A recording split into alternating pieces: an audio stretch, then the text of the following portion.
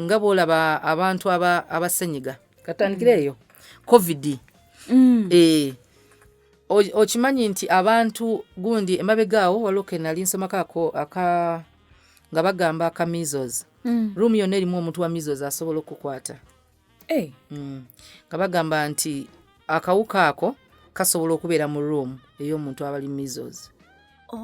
Omwana alwadde measles kyebava bamwawulira ddala era ne mu class kasita mu kizuulo omuntu alina measles abeera ewaka.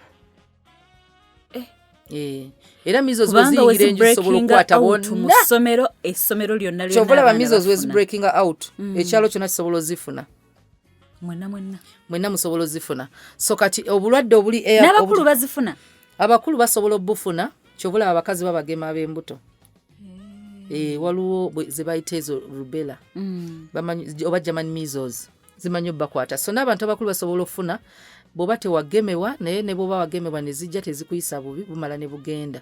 Namusuna gwensinga okutyalika obuntu buno kati ate oli muntu mukulu, mwana omuto butwala emyaka ne buvaako ne bubula obukovu wa namusuna okujjako nga kabadde deep mpozi nga kabadde deep osanga nga kakyaliwo ng'akuze nako kati weebuli landmark ku face.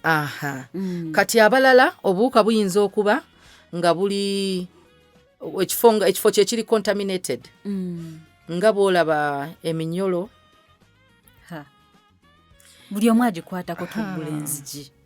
So omuntu yenna abadde nga alina obulwadde n'atanaaba ngalo, usually ebifo ebisinga ocontaminating abasinga ngalo tetunaaba engalo ze zisinga osanga nga zitambuza nnyo obulwadde kuzina abaddi tetunaaba ngalo. Kati bw'obanga ogenda oli mulwadde tukwegayidde togenda ng'okwata buli wamu nga bw'olaba amaaso bwe gaali tobeera wa mutima mubi. Kati sinsi abamu ffe tubujjawo ffe twewale ebifo bye bayita amalwaliro. Nze ekifo kye bayita ekyolukale ekyolukale kirina kubanga omusulo gunnumye nnyo. Public toilet oba woteeri kyonna oba restaurant bw'oba okigenzeemu ng'osobola. Kati kangereze nti bw'oyingira mu toilet n'oggula oluggi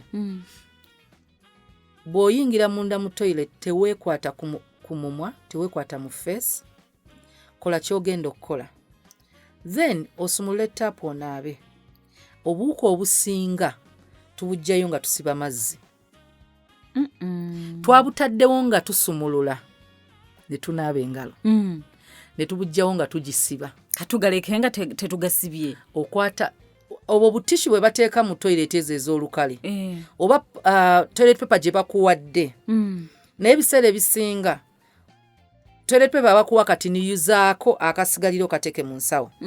Bw'omala okunaaba bulungi engalo kwata ka tishu osibise tap yengeri yokka gy'osigaza engalo nga zitukula, kubanga bw'oba wakutteko ng'osiba ng'oggulawo waliwo eyakutteko ng'asibeera. Kati naye bw'ojja osibe kitegeeza byonaabye bw'osibye oyongerako n'obizza kati awo abasinga we tubeerera n'obuzibu.